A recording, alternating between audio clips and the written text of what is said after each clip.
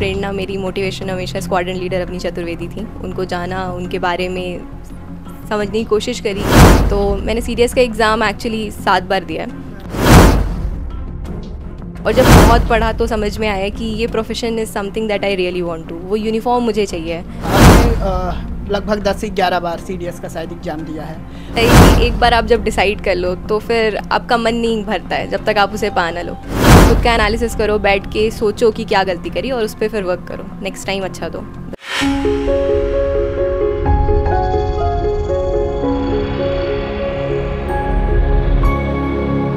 लड़की हूँ, लड़ सकती हूँ, कांग्रेस का यह स्लोगन विंध्य की बेटी आयुषी वर्मा ने सच कर दिखाया है।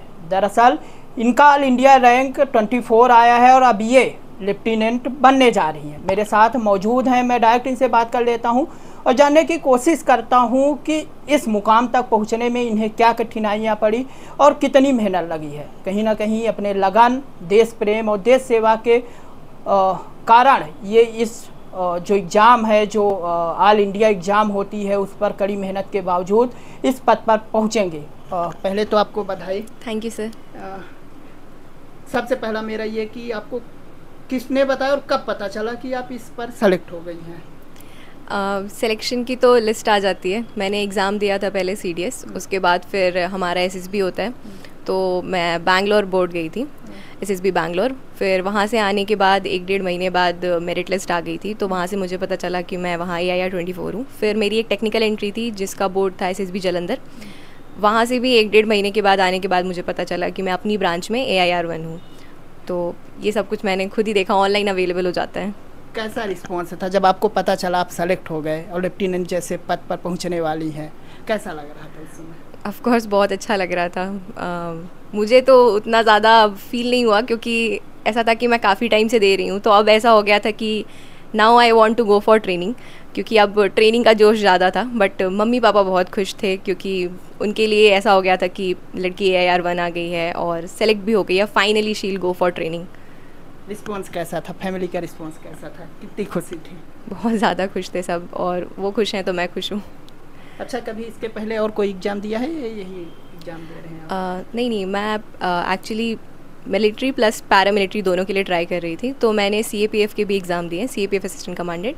मैंने रिटन क्लियर किया बट मैं फ़िज़िकल क्लियर नहीं कर पाई थी दोनों बार। तो बस यही दोनों मेरे बेसिक एम रहे हैं हमेशा से। पढ़ाई कहाँ से हुई है आपकी? मेरी basic schooling sacred heart convent school से हुई है, रीवा से। फिर मैंने सिविल इंजीनियरिंग करी है institute of engineering and technology, Devi Ahilya Vishwavidyalaya, Indore. प्रेरणा कौन रहा है यहाँ तक? कैसे आपको पता चला कि CDS कोई एग्ज़ाम होता है या इसे क्वालिफाई करना चाहिए? कैसे? पहले तो वही था कि प्रेरणा, मेरी मोटिवेशन हमेशा स्क्वाड्रन लीडर अपनी चतुर्वेदी थी। उनको जाना, उनके बारे में समझने की कोशिश करी कि कैसा वर्क कल्चर है, कैसी लाइफस्टाइल है, क्या चैलेंजेस रहेंगे, रिस्पॉन्सिबिलिटीज़ कैसी रहेंगी। और जब बहुत पढ़ा तो समझ में आया कि ये profession is something that I really want to. वो यूनिफॉर्म मुझे चाहिए, अडॉन करनी है वो यूनिफॉर्म। और मेरा भाई भी सेम चीज़ के लिए प्रिपेयर कर रहा था, तो उसके थ्रू बहुत सारी गाइडेंस मिली। CDS का एग्ज़ाम जैसे मैंने दिया तो गाइडेंस भैया के थ्रू भी बहुत सारी मिल गई मुझे, प्लस यूट्यूब चैनल, साइट, ये सब गाइडेंस बहुत अच्छी प्रोवाइड करते हैं। क्या आपके परिवार को पता था कि आप इस चीज़ की तैयारी कर रही हैं या ये लेफ्टिनेंट बनेगी? मम्मी पापा खासकर? बिल्कुल उनको पता था और सबसे अच्छी बात थी कि उनको इस चीज़ के बारे में काफ़ी अच्छी नॉलेज थी। तो नॉलेज होने के कारण उनको ये चीज़ पता थी कि एक बार मेरी बेटी वहाँ पहुँच जाएगी तो they will be very proud. और नॉलेज की बहुत कमी होती है बच्चों को, स्पेशली अभी जो मैं ऐसे बोलूँ बाकी पेरेंट्स हैं, उनको आर्मी के बारे में उतना पता नहीं रहता, बट मेरे पेरेंट्स को सब चीज़ें पता थी और उन्होंने काफ़ी सपोर्ट किया। अच्छा, कभी ऐसा मौका आया, आपने लगभग 10 से 11 बार CDS का शायद एग्ज़ाम दिया है, तो कभी ऐसा मौका आया जब आपने हार मान ली हो कि अब इसे छोड़ते हैं, चलो दूसरा कुछ करते हैं? सर ऐसा होता है कि एक बार आप जब डिसाइड कर लो तो फिर आपका मन नहीं भरता है जब तक आप उसे पा ना लो। तो मैंने CDS का एग्ज़ाम एक्चुअली 7 बार दिया है, और ये जो मैं इन टोटल बता रही हूँ, मेरा ये 11th अटैम्प्ट था। तो वो CDS एंट्रीज़, AFCAT एंट्रीज़ और 3 टेक्निकल एंट्रीज़ को मिला के। तो हुआ तो बहुत बार, मैं स्क्रीन आउट होकर आई, कॉन्फ्रेंस आउट होकर आई, बहुत डीमोटिवेशन आ जाता है। बट वही है, तुम्हें आज एक दिन थक लो, एक दिन हार मान लो, पर दूसरे दिन वापस उठ के वापस काम करना ही है। लेकिन 7 बार जैसे CDS का आपने दिया या टोटल अटेम्प्ट आपने 11 बार की, तो जो 10 बार थे जब आपके रिजल्ट आते थे उस पर आप सेलेक्ट नहीं होती, कैसा लगता था उस समय? क्या अनुभव होता था? क्या मन करता था करने का फिर? कुछ नहीं, बस एक दिन थोड़ा सा लगता था, बट दूसरे दिन फिर वही है, हम पूरा एनालाइज करो कि क्या गलती करी है, एसएसबी में क्या प्रॉब्लम हो गई है, खुद का एनालिसिस करो, बैठ के सोचो कि क्या गलती करी और उस पर फिर वर्क करो, नेक्स्ट टाइम अच्छा दो, बस वही। उस दौरान माता पिता कैसे सहयोग करते थे आपका, क्या बोलते थे? वही है, उनका यही रहता था कि उनका हमेशा सपोर्ट रहता था कि कर लोगे तुम, ऐसा कुछ नहीं है, कुछ गलती हो गई होगी, एनालाइज करो। वो कभी ये नहीं बोलते थे कि तुमसे गलती नहीं हुई है, तुमसे गलती हुई होगी कुछ, तभी तुम सेलेक्ट नहीं हुए हो, तो वो गलती सोचो क्या हुई है, पूरा दिमाग में एनालिसिस करो और फिर उसको सुधारो बस। कैसे तैयारियां कैसे की आपने? पर्टिकुलरली एसएसबी के लिए बताऊं तो करंट अफेयर्स एसेंशियल होता है, तो मैं डेली रीडिंग करती थी न्यूज़पेपर की। कुछ करंट अफेयर्स मैगज़ीन फॉलो करती थी मैं, कुछ बेसिक बुक्स होती हैं एनसीईआरटीज़ की, वो मैंने एग्ज़ाम के लिए फ़ॉलो करी, और प्लस वो थोड़ा जनरल नॉलेज भी बढ़ाती हैं तो एसएसबी में भी काम आती हैं।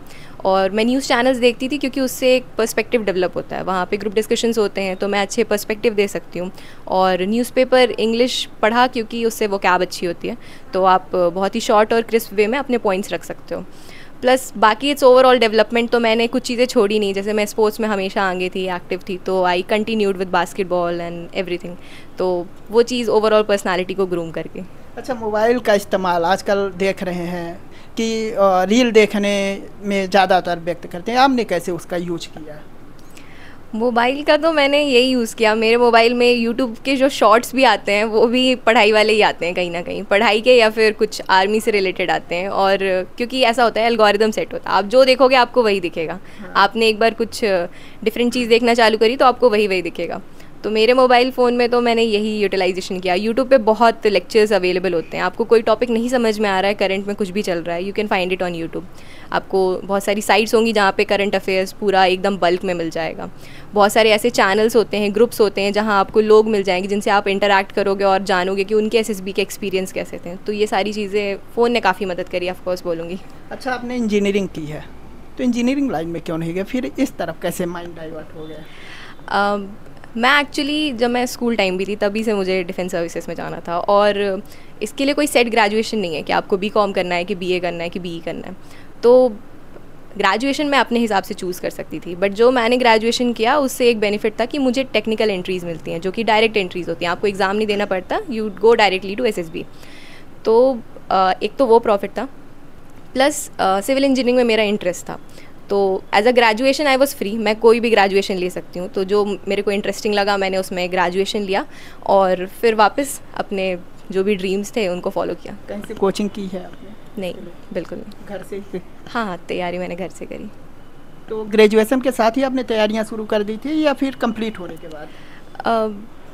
जैसे मेरा ग्रेजुएशन आधा कोविड टाइम पे गया, तो ऑफ कोर्स जब कोविड टाइम पे मैं घर आ गई थी तो थोड़ी बहुत बेसिक बुक्स पढ़ना मैंने चालू कर दी। बाकी ग्रेजुएशन टाइम मैंने ग्रेजुएशन पे अच्छे से ध्यान दिया क्योंकि वो भी इम्पॉर्टेंट है। अब इस पद पर पहुंच गई हैं, क्या ख्वाहिशें, क्या करना चाहती हैं आप? अभी तो फ़िलहाल मेरा यही है कि मैं ट्रेनिंग में अपना 100% दूँ और बिना इंजरी के और अच्छे से ट्रेन होके वहाँ से निकलूँ, एक अच्छी कैडेट बन के निकलूँ और फाइनली वो सितारे मेरे कंधे पे लगें और लेफ्टिनेंट बनूँ मैं। अच्छा, बहुत सारी बच्चियां भी इस पद पर पहुंचना चाहती हैं, क्या संदेश देना चाहेंगी, कैसे वो इस मुकाम तक पहुंच सकती है, या आपने किन कठिनाइयों को झेला है जो इस मुकाम तक आने में? मैं यही बोलूँगी कि एक टर्म होता है बी योर सेल्फ, जो आप हो वही आप दिखाओ, आप किसी और को बनने की कोशिश मत करो। तो बी योर सेल्फ, और अगर आपको ऐसा लगता है कि आप में कुछ क्वालिटीज़ लैक कर रही हैं तो उनको डेवलप करो, इंटरेस्ट डेवलप करो, कंटिन्यूस लर्निंग करो और चीज़ें अपने आप पॉसिबल हो जाएंगी। Just be your self. अच्छा, पिता आपके शिक्षक हैं, उनसे क्या आपने सीखा है? स्पेसिफिकली ऐसे बोलूँ तो टीचर हैं, तो ऑफ कोर्स डिसिप्लिन सीखा है मैंने उनसे, सब कुछ एकदम टाइम से होना। प्लस पापा स्पोर्ट्स टीचर भी हैं, तो वो सारी चीज़ें भी शुरू से रही हैं कि मैं स्पोर्ट्स में इतना आगे हमेशा इसलिए गई क्योंकि पापा का हमेशा सपोर्ट रहा कि करो इस चीज़ में। मे बी म्यूज़िक और डांस से ज़्यादा पापा को ये ज़्यादा पसंद था कि मैं स्पोर्ट्स कॉम्पिटिशन में पार्ट लूँ, और फिर उसकी तरफ इंक्लिनेशन ज़्यादा हो गया। तो ओवरऑल पर्सनालिटी डेवलपमेंट में उस चीज़ का बहुत बड़ा हाथ है। अवनी चतुर्वेदी से क्या सीखा आपने, क्या देखा उनमें? बस यही देखा कि when you have to become something, you don't quit anyway, you have to continue। हमेशा बेस्ट बनने की कोशिश करो, अपना बेस्ट वर्जन, और वो बेस्ट वर्जन थी। She was the first one two like she is the first fighter pilot of India, one of the first fighter pilot of India. अच्छा, जब आपका रिजल्ट आया सबसे पहले आपने किसको जानकारी दी थी? मम्मी को और पापा को। मम्मी और पापा को, ठीक है। तो ये थी हमारे साथ आयुषी वर्मा जी, जो ना केवल विंध्य का बल्कि पूरे मध्य प्रदेश का नाम रोशन किया है। और अवनी चतुर्वेदी के बाद कहीं ना कहीं उनको प्रेरणा ले करके ये उस लेफ्टिनेंट पद पर पहुंचने वाली हैं। कहीं ना कहीं देश प्रेम का जो, देश भावना, देश सेवा का जो इनके मन में विचार था वो साकार होने जा रहा है।